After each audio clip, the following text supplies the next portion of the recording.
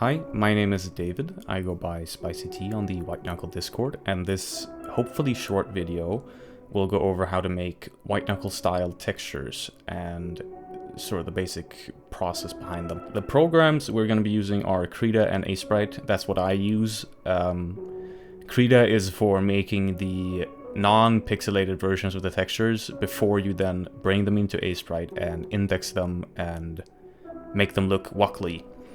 Now you can do this in Krita as well. I will show you how to do that. However, it will require a little bit more setup to function. Now, the texture we're going to be making today, we're going to be making this texture, the sort of tile-esque, similar to the tiles in the bunker sheet. This is my own textures from my own region I'm going to be making, but this is what we're going to be doing. Before we start, we're going to have to find some textures. Now, I use this site, 3dtextures.me. It is completely copyright free. It's all the textures are under a CCO, I think it's called, license. It's a Creative Commons, and there's tons, like there's endless amounts of just wherever you might need. So this is what we're going to be using. Now specifically the texture we're going to be using is under the sci-fi tag. Now for me, I have to scroll down and go to older posts, and here it is, sci-fi middle pane 02. You'll scroll down and click on the download all the maps, and you'll only get the base color because we don't need the other ones for making the textures. Now, once you have this, you're going to go into Krita. Now, this video is not going to be showing you how to use these programs. I'm hoping you have at least some basic knowledge over how to use them. However, I will be showing you the processes involved in making the texture specifically. Now, I'm going to bring the texture that I had over. You can just drag it and it'll make a project file basically for you. You don't have to go to a new file and clipboard and all that stuff. Just drag it in and it'll show a little copy icon, and then you got this. Now, the first thing I like to do is desaturate it. To desaturate it, I'm going to go into Filter and then Adjust and HSV Adjustment. You could go to Desaturate itself, but this is the way I do it. And you just drag this down and you get a completely desaturated, just grays and blacks. Now, I'm also going to drag down the lightness a little bit. This is just practice. I know that it's good to try and reduce, like I know sort of what we're aiming for. If I can show you the bunker palette, which I will show you how to get. These colors that we have here, I'm going to try and match what's on here closely to this so that it has, you get the clearest before and after that you can get, so that it's not super different from what you'll get when you index it. Now, once we have this will look fine on its own. I can even show you that.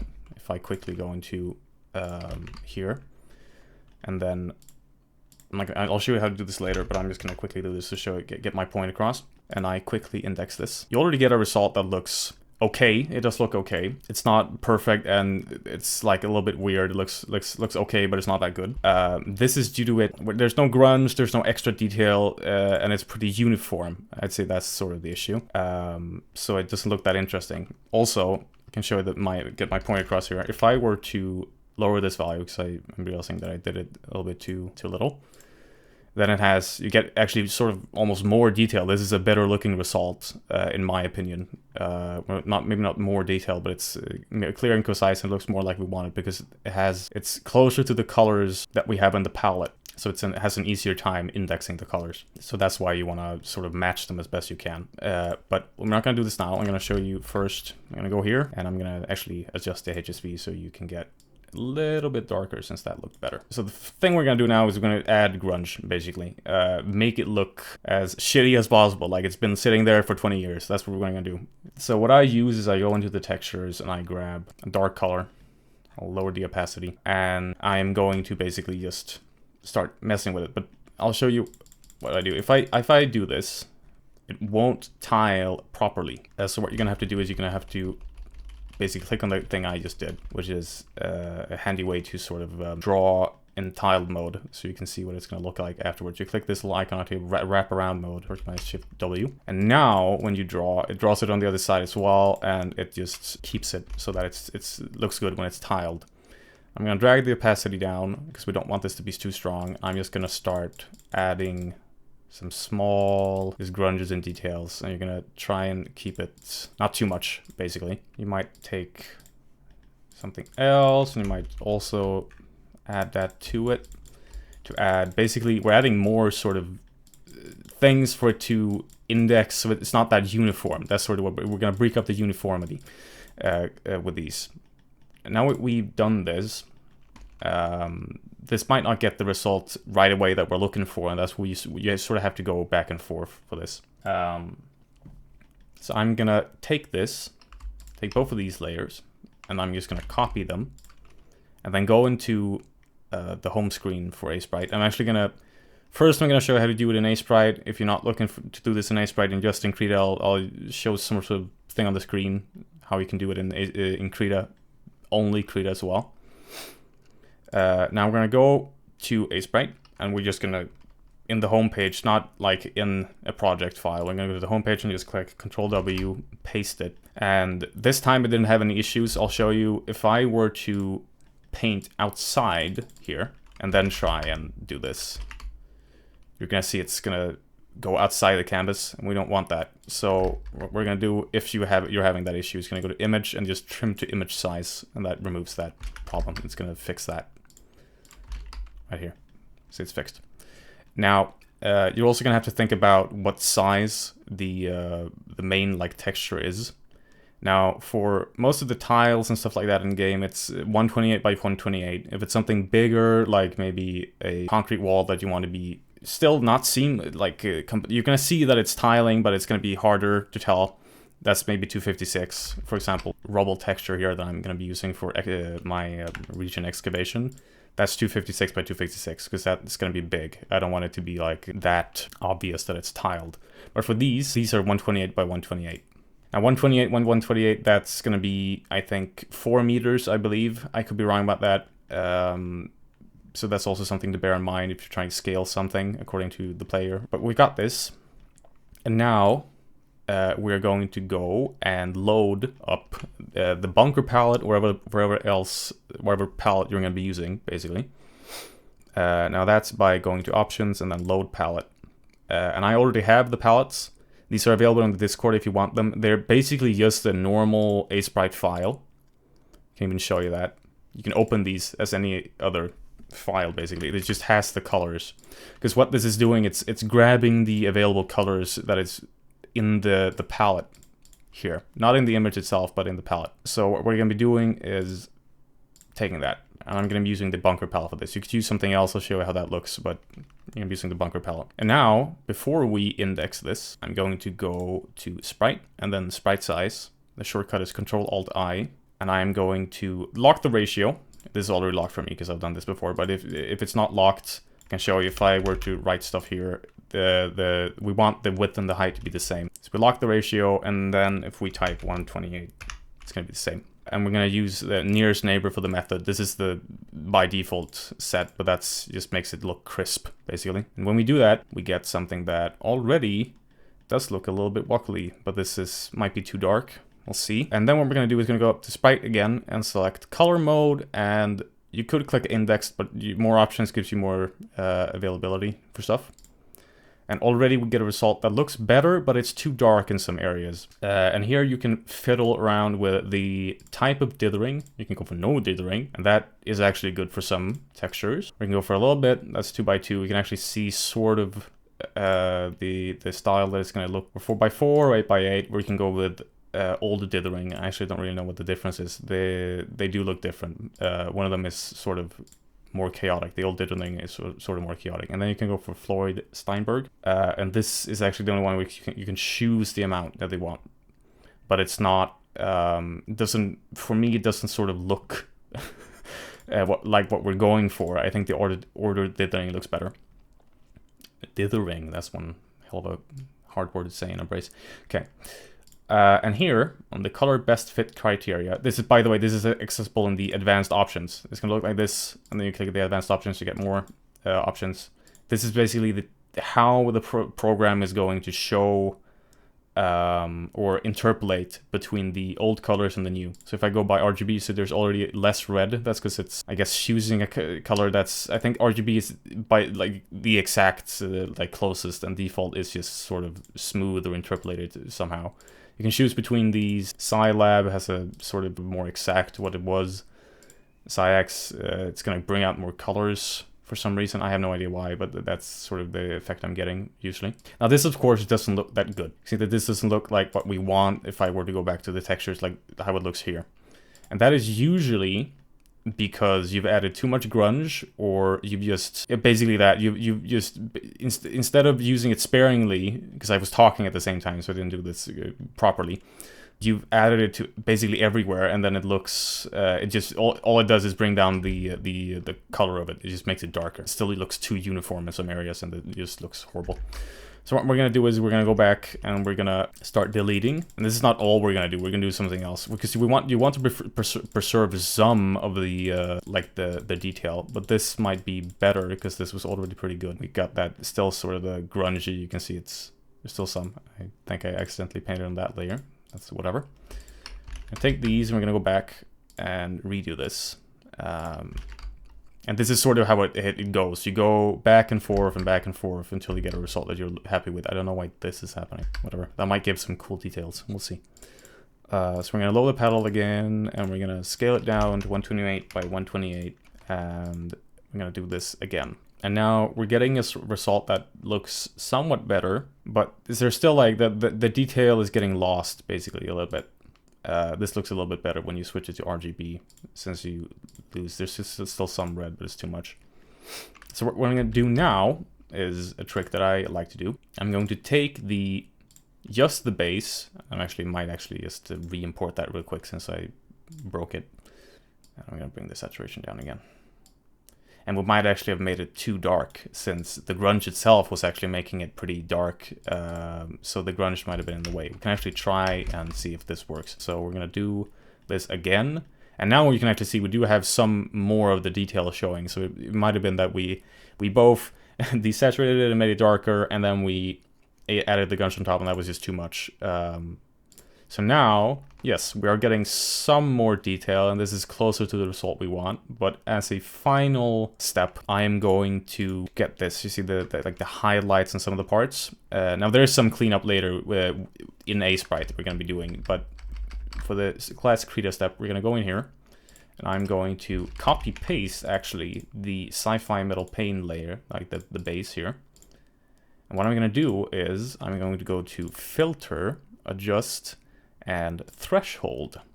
And you can choose what parts you might want to be highlighted even more. Now for me, I'm eyeballing this, and it's also just can't remember what I did the first time, and I'm talking at the same time, but we're going to choose basically somewhere along this, just like the screws and the sides, because that's what we want. And I'm going to go in and I'm going to select the black colors, and this can be helped. I don't know why this is locked. I have no idea why this happened. That's bad, actually. Oh, there we go. Okay. And we're going to choose the threshold here, basically chooses how sensitive it is to different colors. So if the threshold was at 200, then it's going to select everything. 0 or 1, that's like the exact colors, and that's what we want. I'm going to select the black, and I'm going to delete that, because we only want the highlights. Now from here, depending on what you're doing, you might want to go into filter and invert so that they're black instead. But for me, I want this to be like light, so we're highlighting it. I'm going to bring down the opacity just ever so slightly. Well, actually, maybe not ever so slightly. I want it to be lighter, so maybe at like 50%. I take these with the grunge. Gotta remember the grunge. Now this is actually doesn't look that good, but I'm doing this as a tutorial, so whatever. And I'm going to drag them in here and do basically the same thing. And now you can see that it's even more pronounced, those pieces there. And if I crunch this down to 128 by 128, they really stick out. And so if I go into load palette, bunker palette, now we're getting those details even more. If I switch to RGB, it's a little bit clearer. Now from here, we're going to be doing clean up to basically the pixelated image itself. Now for these parts, I actually did go in this texture itself. Well, actually I can show you that as well. It's not gonna take that long. And I wanted these grooves basically between them to be more highlighted, and I just grabbed the parts where it was in the original image, and I just copied them. And you can go to image or edit actually and paste into active layer. And I just drag this over to get the lines basically even more pronounced. And I did this multiple times to get all this. So I did it for there, and then I just took one of the sides here and I did the same thing. So now these are a little bit more pronounced. So if I were to take this into Aseprite again and crunch it down, because we like the crunch. Now this is even more pronounced. This is even better now because it's easier to see. So here it's even more easily noticeable. Now from here, you can try the different modes. See how it brings out somehow more of the color if you use SciXYC. Now I like, well, for this tutorial I might go with more of the red for this, just because I'm feeling red today, not blue. I'm feeling red. And I'm going to, sorry, I started going for it. I'm basically going to pronounce even more of the details. Like you can see we lost the round parts here. So what I did for these is I just went in and basically just did the same thing. I went in, and I'm not doing this as carefully as I did it when I actually was making them for the tutorial sake. But I'm just gonna go in and I'm going to quickly try and make those stand out a little bit more. You can see already that this is noticeable. You don't require much to like draw your eye to, and then I see that I did this wrong. Whatever. 'Tis be only a texture. As you can see that I did that, and I did it for all of these. And I also went in and I made this a little bit more pronounced. And the result is basically this. Now I did tweak some stuff, like you can see these sides are more noticeable, and that might be what you want, but I didn't do that. I dragged it down and I chose a different threshold, I think. And this just, it's back and forth, you get a different result by making small micro adjustments. And so what I did for the darker one, actually, this one was actually made in Krita. I just lowered some of the values and I did that. So now I'll show you how to do these. Well, first I'll say this. This texture here barely required like any modifying or anything like that. For big textures like these, the bigger it is, of course, the more details are going to remain when you index it and then you break it down into a smaller texture. However, it also means that it's a little bit less forgiving if you're just throwing stuff at the wall. Like I did here, and you switch stuff and you add a bunch of grunge, so that will show up, and then you gotta be a little bit more careful. But if it's a good texture from the beginning, and then you won't be needing that. So all I did here was I did the threshold trick just to get some more pronounced details on each rock to make it stand out more, and then I indexed it, and you can see how that looks. I'll actually show you, if I can show you the commuting sheet. Here I'm using a different palette, and you get a different look. I can show you how this would look if I were to use the... Oh, you can actually see that it's not trimmed. That's a problem. The other texture might be a little bit fucked as well. Hopefully it's not, but it might be. I'll quickly do this and just show you what it looks like. You see that you get a different result. Habitation Yellow is particularly good at getting sort of rusty, almost that sort of feel. And you can just go in and see if I see C-Lab, it's still sort of gray. It's like it's closer to really closer to the actual value. And if I go to 6x, whatever, I don't know how to pronounce it, SciXYC, it brings out even more color, so you get this like cool result. Might be weird that these are somehow highlighted even though the rest of it is rusting, but whatever. It's a cool look. And this is what you get. This actually looks pretty good. I might keep that. I might just joint that and use it for my computing sheet, because that actually does look pretty good. I can use that for the light version. So I actually got to make a texture for my game, not my game, but my region for this. So that's cool. I'm gonna show you how to do these in Krita. Krita doesn't support the Aseprite palettes. I'm going to provide the palettes. They're not available right now because I'm going to post them along with this video on the Discord, but they should be on the Discord if this video is out. Now, how to actually get them installed? First off, I just gotta get the window back. Actually, I can't remember how to do that. Toolbar shown. Oh god, no. This is where it all breaks apart. The autism. I'm not gonna be able to find where I was. Oh god. Okay, view, and I just need Dockers, isn't it? Like something like that. I'm gonna have to cut this out. Configure toolbars. Could this be it? No, Dockers. Here we go. I'm not gonna have to cut this out. It's fine. It's all good. We're gonna find palettes. There we go. Right, that's why it was weird. No, please, please. Basically, I'm gonna show you how to get the palettes for Aseprite as well. And I've made all of the available ones that are like commonly used in the games. There are some other colors that are used for like the containers and stuff that aren't here, but like or there are some unused textures in the game that have other colors, but they're well unused, so they're not really in the game. So there's Habitation Extended, the regular yellow palette, and the bunker palette, and the Pipeworks palette. Now, if you have downloaded them, it should be basically a bundle that you can think of as an add-on. If you have that, then you're going to go up to, after you've downloaded the bundle, you can go to Manage Resource Libraries, and you're going to click Import. And here, I have a folder for it, but here they are. And you're just going to click on it, and then they should be here. You might have to activate it in the bottom. I can't remember. If I deactivate it, it's not going to, well, it is there, whatever. We're going to click activate, and then you should have them if you did what I did. If you go over to Dockers, and then you click palette, and then you get the palettes, and you can choose where you want them, but you click this little icon, and you can get them here.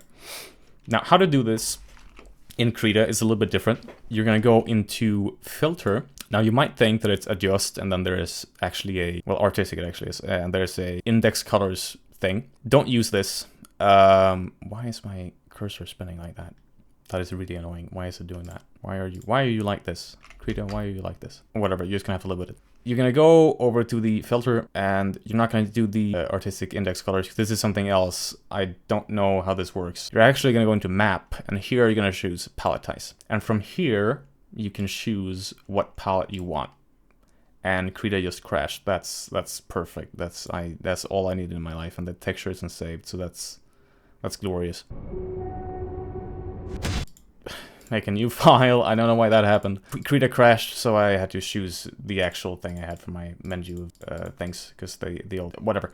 This is the same thing, just the actual one that I'm using. You are going to be compressing this down, and to do that, you're going to go to I do know the shortcut for it, but I can't remember. That's annoying. There, scale image to new size. That took way too long. Control-Alt-I, and that's how you'll do that. And this is by default. Same thing, you're going to want to lock this so that the values stay the same when you do this. I'll go to 128 by 128, and this is important. By default, it is going to be set to something else, auto by cube. You're going to want it to be nearest neighbor, so it stays crunchy and actually like compressed. It doesn't try and interpolate between anything. And then you press OK. And then you get the same result that we had in Aseprite. And now what you're going to do is you're going to go to filter. Do not use this one that is in artistic. It says index colors. I don't know what this does. I think that's sort of, you have to choose it on the spot. We're going to go to map, and we're going to go to palletize instead. It's under map. And from here, we're going to choose the bunker palette. And now we can press dithering. And this already doesn't look the same. You'll have to choose also the color space. You only have 2 options instead of like 5, I think you have for Aseprite. We're gonna choose RGB because that's closer to the actual values. Lab tries to interpolate, I think, between something, I can't remember, but basically it's gonna bring out more color. So we want to choose RGB because this doesn't look that good. And now here's the main difference between these. When you choose a pattern here, I believe that's how it works anyway. It's not dynamic like in Aseprite. I might be talking out my ass here, but I believe this is how it works because this looks different. If I were to go to color mode and more options, the dithering patterns here go from one side to the other, where on the left it's like closest to one of the other colors or whatever. It's basically it's the how it transitions between the colors, the type of dithering, or how it stops the banding basically. That is dynamic here, like it does actually transition from one to the other. However, in Krita, all it does is it applies a pattern. Now, granted, that pattern is sort of dynamic. You can choose the spread, and you can choose the volume mode, like how it calculates it, and you can choose how much you want. So there's no like dynamic different types of dithering. It's just one specific pattern that gets applied.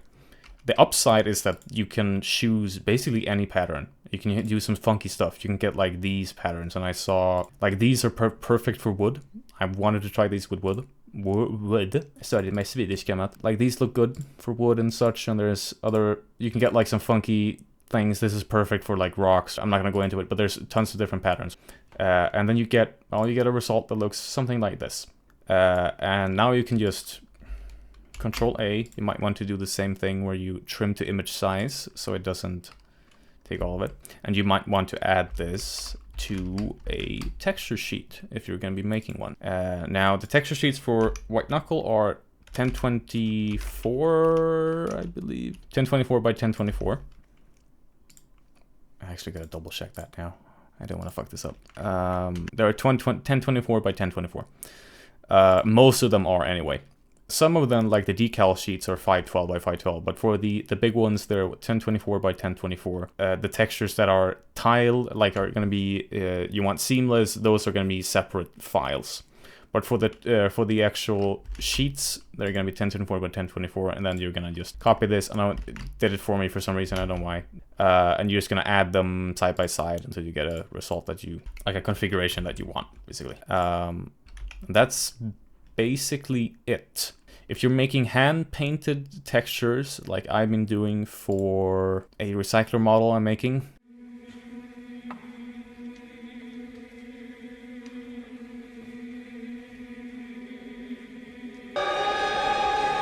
for a mod, then you're going to, well, this is not in the scope of the tutorial, but you're going to UV unwrap it and then you're going to put it into something like this. And this isn't my finest work. This is the first time I've ever doing this. I've never UV unwrapped and like actually made a hand painted texture before. But it's basically the same process. You take this and then you drag it into either Aseprite or you drag it into Krita, stay in Krita actually, and you apply all the effects and such. And then I added the decals or stuff that's going to be like these. I actually have the vending machine from the actual game as like all these caution signs and pressure and whatever. You're going to add those afterwards. At least I do. So you can keep them on different layers and such. But that's basically it. Yeah. I don't think there's anything else I need to say. I do have a list of keywords, but I think it's good. If you ever need help or anything, I'm on the Discord basically all the time. Well, not all the time. I'm not clinically online, but I am there almost all the time. So you can just ping me if you have any questions. Although I might take a while to answer them. Sorry about that. Because that's just how I work. And of course, the machinery sheet is already, well, it's technically not available. This was before I learned how to actually do them sort of semi-properly, so they don't look as good. Some of them look all right. These hatchets and stuff turned out well. I know Rek is already using these for his levels. I might redo these actually, because they do look... all these do look sort of meh. Whatever, if anyone wants this, you can ping me and I'll just send it. I have a window sheet that is already up actually on the Discord. Modding resources, this is also just where everything is, and it's in assets, tools, and files, and here is the window sheet. Because the windows are sort of limited in the game. And the mission map for them. So that's that. Also, this is handy, incredibly handy for making, so Adam, thanks, these are handy. I've never actually used them because I'm too lazy to set it up, but they're here, but these would be incredibly good to use, but I'm too lazy to do it. So, yes, so basically just, you drag in your textures that you got from somewhere, and then you add grunge, and then you scale them down to the appropriate size, and you index them using the available palettes that you have. And then you refine and refine, and you might add some details in Aseprite or Krita, patch some stuff up yourself. But that's basically it. I hope this was helpful. I really do. Okay, bye. Substructure evacuation order has been